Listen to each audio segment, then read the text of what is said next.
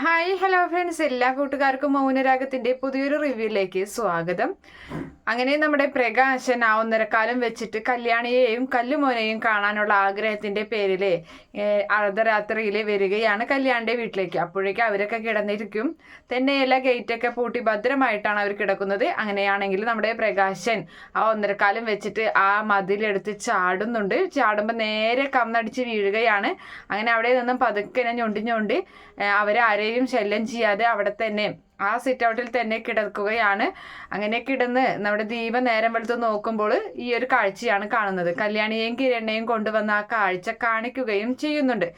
അങ്ങനെ ആ സമയത്ത് പ്രകാശൻ എഴുന്നേൽക്കുകയാണ്. അവർ എഴുന്നേൽപ്പിക്കുന്നുണ്ട്, എഴുന്നേൽക്കാൻ പറഞ്ഞിട്ട്. അങ്ങനെ നിങ്ങളെന്താ ഇവിടെ എന്ന് ചോദിക്കുന്നുണ്ട്. ഇപ്പോൾ ഇത് കമ്പനിയിലൊക്കെ വന്ന് കുറച്ച് വന്ന് ഇടയ്ക്കിടയ്ക്ക് വന്ന് കാണലൊക്കെ ഉണ്ടല്ലോ, ഇനിയിപ്പോൾ ഇവിടെയായോ എന്ന് ദീപ ചോദിക്കുകയാണ്. അപ്പം ആ സമയത്ത് പ്രകാശൻ പറയുകയാണ്, എനിക്ക് എൻ്റെ മോളെ കാണണമെന്ന് തോന്നി.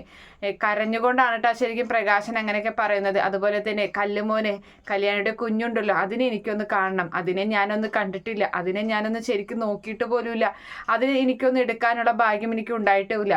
അത്രയ്ക്ക് ദുഷ്ടനാണ് ഞാൻ. എന്തായാലും കാദംബരിയുടെ കുഞ്ഞിനെ ഞാൻ ചെന്ന് കണ്ടായിരുന്നു. അതിന് ഞാൻ കുഞ്ഞുടുപ്പും അതുപോലെ തന്നെ പാവൊക്കെ സമ്മാനമായി കൊടുത്തായിരുന്നു. എനിക്കിങ്ങനെ തെണ്ടി കിട്ടുന്ന പൈസയിൽ കുറച്ച് പൈസ ഇങ്ങനെയുള്ള കുഞ്ഞു കുഞ്ഞു സാധനങ്ങൾ സമ്മാനമായി വാങ്ങി എനിക്ക് മക്കൾക്ക് കൊടുക്കണം, എന്നെ അതിനനുവദിക്കണം എന്നൊക്കെ പ്രകാശം പറയുമ്പോഴും കല്യാണിയും കിരണും ദേഷ്യപ്പെടുകയാണ്. അപ്പോൾ ദീപ തന്നെ പറയുന്നുണ്ട്, നിങ്ങൾ ഇവിടുത്തെ കുഞ്ഞിന് കുറച്ച് കുഞ്ഞുടുപ്പൊക്കെ കൊണ്ടു കൊടുത്തല്ലോ, അത് നിങ്ങൾക്ക് അറിയണ്ടേ എന്താ ചെയ്തതെന്ന്. എൻ്റെ മോളത് തീയിലിട്ട് കത്തിക്കുകയാണ് ചെയ്തത്. നിങ്ങളുടെ ഒരു സാധനം ഇവിടെ വേണ്ട, ഞങ്ങൾക്ക് അതിൻ്റെ ആവശ്യവുമില്ല. എൻ്റെ കുഞ്ഞ്, എൻ്റെ മോള് കല്യാണി, അവള് ചെറുപ്പത്തിലെ ഒരു കുഞ്ഞുടുപ്പ് നിങ്ങളുടെ കൈ കൊണ്ട് എടുത്തു കൊടുത്തിരുന്നെങ്കിൽ അന്ന് ഞാൻ എത്രയോ ആഗ്രഹിച്ചിരുന്നു. എന്നിട്ട് പോലും നിങ്ങൾ ആ ഒരു കാര്യം ചെയ്തില്ല. പിന്നെ അയാൾ വന്നിരിക്കുകയാണ്. ഇപ്പോൾ ആരും ആശ്രയമില്ല, ഒന്നും സഹായത്തിനില്ലാതെ വന്നപ്പോൾ ഇപ്പോൾ എവിടെയെങ്കിലൊക്കെ പിടിച്ചു നിൽക്കണ്ടേ, അപ്പം ആരെങ്കിലൊക്കെ സഹായം വേണമല്ലോ, അതുകൊണ്ട് അയാൾ അടവുമായിട്ട് വന്നിരിക്കുകയാണെന്നൊക്കെ ദീപ നല്ലത് പറയുന്നുണ്ട്. അപ്പം പ്രകാശം പറയാണ്, എനിക്ക് ആരുടെയും സഹായം വേണ്ട, ഞാൻ ഇങ്ങനെയൊക്കെ അങ്ങ് ജീവിച്ചോളാം. പക്ഷേ എനിക്ക് എൻ്റെ മോളെ കാണണമെന്നുണ്ടെങ്കിൽ ഞാൻ വരും. അതാര് തടുത്താലും ആര് തടയാൻ ശ്രമിച്ചാലും ഞാൻ വന്നിരിക്കും. എനിക്ക് എൻ്റെ മോളെ കാണണം, എൻ്റെ കല്യാണി മോളോടാണ് ഞാൻ ഏറ്റവും കൂടുതൽ വെറുപ്പും കാര്യങ്ങളൊക്കെ കാണിച്ചത്. ഞാൻ എൻ്റെ വാക്കുകൾ ആരും വിശ്വസിച്ചില്ലെങ്കിലും ഞാൻ വരും എന്നൊക്കെ ഇങ്ങനെ പറയുന്നുണ്ട്.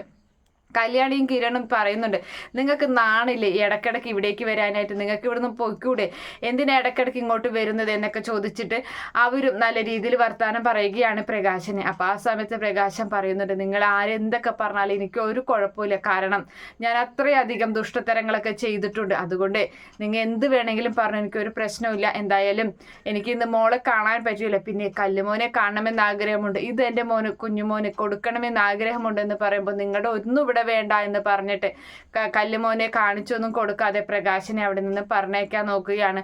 അപ്പൊ ആ സമയത്ത് പ്രകാശൻ മറ്റൊരു കാര്യം കൂടി പറയുന്നുണ്ട്. അതെ, ഞാനിപ്പോൾ തെരുവിലാണ്, അമ്പലത്തിലെ അന്നദാനമൊക്കെ കഴിച്ചിട്ട് ഇങ്ങനെ തെണ്ടി തന്നെയാണ് നടക്കുന്നത്. എനിക്കൊന്ന് എന്തായാലും കല്യാണി മോള് കിരൺമോൻ്റെ കമ്പനിയിൽ ക്യാൻറ്റീനിലെ ജോലിക്ക് വന്നപ്പോഴാണല്ലോ നിങ്ങൾ തമ്മിൽ കണ്ട് സ്നേഹം ആയതും അതുപോലെ ഒന്നിച്ച് ജീവിക്കുന്നതും ഒന്നിച്ച് ജീവിക്കുന്നതൊക്കെ. അപ്പം അതുകൊണ്ട് ആ ഒരു കമ്പനിയിൽ എന്തെങ്കിലും ഒരു ചെറിയ ജോലി, അവിടുത്തെ ഏറ്റവും കുറഞ്ഞ ശമ്പളമുള്ള എന്തെങ്കിലും ഒരു ചെറിയ ജോലി എനിക്ക് തരാൻ പറ്റുമോ എന്ന് ചോദിക്കുന്നുണ്ട്. അതിനും നമ്മുടെ ദീപ എതിർക്കുകയാണ്. പറ്റില്ലെന്ന് പറഞ്ഞാൽ പറ്റില്ല. അതായത് നിങ്ങൾക്കും നിങ്ങളുടെ മോനൊക്കെ നല്ലൊരു ജോലി കാർത്തികയുടെ കമ്പനിയിൽ തന്നതല്ലേ, എന്നിട്ട് നിങ്ങൾ എന്താ ചെയ്തത്? എന്തായാലും അതൊക്കെ അവരുടെ അടവ് തന്നെയായിരുന്നു, നിങ്ങളെ തെരുവിലേക്ക് ഇറക്കിയിടാൻ വേണ്ടി തന്നെയാണ്. അപ്പോഴും നിങ്ങൾ കോടികൾ നിങ്ങളുടെ കയ്യിൽ വന്നപ്പോൾ ഇവിടെ വന്ന് പറഞ്ഞ അഹങ്കാര വാക്കുകളൊക്കെ ഞങ്ങൾക്ക് ഇപ്പോഴും ഓർമ്മയുണ്ടോ എന്നൊക്കെ പറഞ്ഞ് ദീപ അങ്ങനെ നല്ല രീതിയിൽ വർത്താനം പറയുകയാണ്. പിന്നെ പറയുന്നുണ്ട്, നിങ്ങളിപ്പോൾ ഇവിടെ വന്ന് കയറിക്കിടന്നു, ഇപ്പൊ കമ്പനിയിൽ ജോലി ചോദിക്കുന്നു, അതുകൂടാതെ ഈ വീട്ടിലും വന്ന് കയറിക്കിടക്കാലോ. അങ്ങനെ ആയിക്കഴിഞ്ഞാലേ നിങ്ങൾക്ക് ഞങ്ങളോടൊക്കെ സ്നേഹം അഭിനയിച്ചിട്ട് നിന്റെ മകൻ ജയിലിൽ നിന്ന് വരുമ്പോൾ അവൻ ഈ വാതിൽ തുറന്ന് നീ കൊടുക്കും രാത്രി സമയത്ത്, എന്നിട്ട് അവനാണെങ്കിൽ വന്ന് ഞങ്ങളെല്ലാവരെയും കൊന്നിട്ട് പോവുകയും ചെയ്യും. അതിനല്ലോടോ ഇങ്ങനെയൊക്കെ അഭിനയിച്ച് തകർന്ന് ഇറങ്ങിപ്പോടോ എന്നൊക്കെ പറഞ്ഞ് അങ്ങനെ കല്യാണിയും പറയുന്നുണ്ട്, ഇനി ഇങ്ങനെ ഒരു അച്ഛൻ്റെ ഒരു ആവശ്യം എനിക്കില്ല, എനിക്ക് സ്വന്തമായിട്ട് ആദ്യമൊക്കെ എനിക്ക് നിങ്ങളുടെയൊക്കെ സ്നേഹം ഒന്ന് കിട്ടിയിരുന്നെങ്കിൽ ഞാൻ ആഗ്രഹിച്ചു പോയിട്ടുണ്ട്. പക്ഷേ എനിക്കിപ്പോൾ നിങ്ങളുടെ സ്നേഹത്തിന് ഒരു താല്പര്യം പോലുമില്ല. തന്നെയല്ല, എനിക്ക് സ്നേഹിക്കാൻ പറ്റുന്ന നല്ലൊരു ഭർത്താവിനെയും അതുപോലെ തന്നെ ഭർത്താവിൻ്റെ അച്ഛനെയാണ് ഞാനിപ്പോൾ അച്ഛനായിട്ട് കാണുന്നത്. എൻ്റെ അച്ഛൻ മരണപ്പെട്ടു പോയി എന്ന്, എൻ്റെ സ്വന്തം അച്ഛൻ മരണപ്പെട്ടു, ഇനി എനിക്കിങ്ങനെ ഒരു അച്ഛൻ വേണ്ട, പുതിയൊരു അച്ഛൻ വന്നിരിക്കുന്നു എന്നൊക്കെ പറഞ്ഞ് അങ്ങനെ നമ്മുടെ പ്രകാശം തകർന്ന് തരിപ്പണമായി അവിടെ നിന്നും പുറത്തിറങ്ങുകയാണ്. നമ്മുടെ കല്ലുമോന് കൊണ്ടുവന്ന സാധനങ്ങളൊന്നും തന്നെ അവർ വാങ്ങിക്കുന്നില്ല.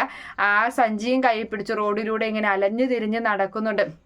അങ്ങനെ അതിനുശേഷമാണെങ്കിൽ നമ്മുടെ സരയു ആണെങ്കിൽ മനോഹറിന്റെ പുറകെ തന്നെയുണ്ട്. മനോഹർ എവിടേക്ക് പോകുന്നു, എന്തിനു പോകുന്നു, ആരെ കാണുമെന്നൊക്കെ അറിയാൻ. പക്ഷെ ഒരു കാരണവശാലും അവൾക്ക് അതിൻ്റെ ഒരു സത്യാവസ്ഥ മനസ്സിലാക്കാൻ പറ്റുന്നില്ല. കാരണം കല്യാണിയും കിരണും വിചാരിച്ചാൽ മാത്രമേ അവൾക്ക് ആ സത്യം തിരിച്ചറിയാൻ സാധിക്കുകയുള്ളൂ. തന്നെയല്ല, ഇപ്പോൾ മനോഹർ സ്നേഹിക്കുന്ന മറിയം എന്ന് പറയുന്ന ഒരു ക്രിസ്ത്യൻ പെൺകുട്ടിയെയാണ് സ്നേഹിക്കുന്നത്. അത് നമ്മുടെ മനോഹറിൻ്റെ ഇപ്പം മനോഹറിന് തന്നെയാണ് പേരും. തന്നെയല്ല, മനോഹറിൻ്റെ ഹിന്ദു ആണെന്നൊക്കെയാണ് പറഞ്ഞിട്ടുള്ളത്. അതുകൊണ്ട് മറിയത്തിന് അതൊന്നും ഒരു പ്രശ്നമില്ല, മറ്റു ജാതി ആയാലൊന്നും പ്രശ്നമില്ല. തന്നെയല്ല, രണ്ടാം കെട്ടാണ് നമ്മുടെ മറിയം.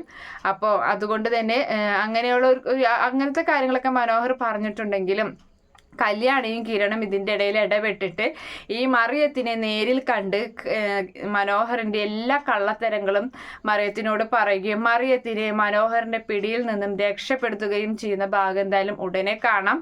അതുപോലെ തന്നെ മനോഹർ വീണ്ടും ആകെ പെട്ടുപോവുകയാണ്. സരയുവിൻ്റെ പിടിയിൽ നിന്നും രക്ഷപ്പെട്ട് പോകാൻ ഈ നാട്ടിൽ നിന്ന് നാട് വിടാനും മറിയത്തിൻ്റെ കൂടെ പോയി സുഖമായി ജീവിക്കാനും ഒക്കെ തന്നെയാണ് മനോഹറിൻ്റെ വിചാരം. അതൊക്കെ തന്നെയാണ് തകിടം മറിയുന്നത്. അങ്ങനെ വീണ്ടും മനോഹർ സരയുവിൻ്റെ പിടിയിൽ തന്നെയാവുകയാണ്. സരയു ആണെങ്കിൽ മനോഹറിനെ സംശയിച്ച് ഒടുവിൽ കല്യാണിയും കിരണും വിചാരിച്ചാൽ മാത്രമേ സരയുവിന് ആ സത്യം മനസ്സിലാക്കാനും പറ്റുന്നുള്ളൂ. തന്നെയല്ല, ഓരോ ദിവസം കഴിയും തോറും കല്യാണിയുടെയും കിരണിൻ്റെയും ജീവിതത്തിലും പുതിയ മാറ്റങ്ങളും പുതിയ ഉയർച്ചയും തന്നെ ഉണ്ടാകുന്നുണ്ട്. രാഹുലിനോട് അവരുടെ ജീവിതം തകർക്കാൻ വേണ്ടി സരയു ആവശ്യപ്പെടുന്നുണ്ട്.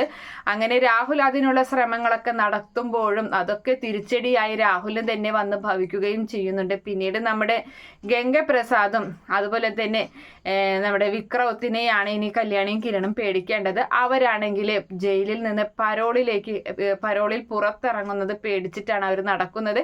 എന്തായാലും അങ്ങനെ അവർ പുറത്തിറങ്ങിക്കഴിഞ്ഞാൽ അത് നമ്മുടെ കല്യാണിയുടെയും കാർത്തികയുടെയും അതുപോലെ കിരണിൻ്റെയൊക്കെ ജീവിതത്തിൽ പല വിള്ളലുകൾ സംഭവിക്കും. അത് തടയാൻ അവർക്ക് പരമാവധി അവർ ശ്രമിക്കുകയും ചെയ്യുന്നുണ്ട്. എന്തായാലും നമ്മുടെ പ്രകാശൻ്റെ ആ ഒരു മാറ്റം അത് ഇവര് ഒരു നാൾ തിരിച്ചറിയും. പ്രകാശൻ തന്നെയായിരിക്കും നമ്മുടെ വിക്രത്തിനെ ഇല്ലാതാക്കുന്നത്. വിക്രത്തിനെ കല്യാണി അപകടപ്പെടുത്താൻ വരുന്ന വിക്രത്തിനെ തല്ലിച്ചതയ്ക്കുന്നുണ്ട്. അങ്ങനെ പ്രകാശൻ്റെ സത്യസന്ധത ഇവർ തിരിച്ചറിയുകയും ചെയ്യുന്നുണ്ട്. എന്തായാലും നമുക്ക് കാത്തിരുന്ന് കാണാം ഇങ്ങനെയുള്ളൊരു എപ്പിസോഡിനൊക്കെ ആയിട്ട്. ഈ റിവ്യൂ ഇഷ്ടപ്പെടുകയാണെങ്കിൽ ഈ ചാനൽ ഒന്ന് സബ്സ്ക്രൈബ് ചെയ്ത് സപ്പോർട്ട് ചെയ്യുക. അതുപോലെ തന്നെ ലൈക്ക് ചെയ്യാനും കമൻറ്റ് ചെയ്യാനും മറക്കണ്ട. By, thank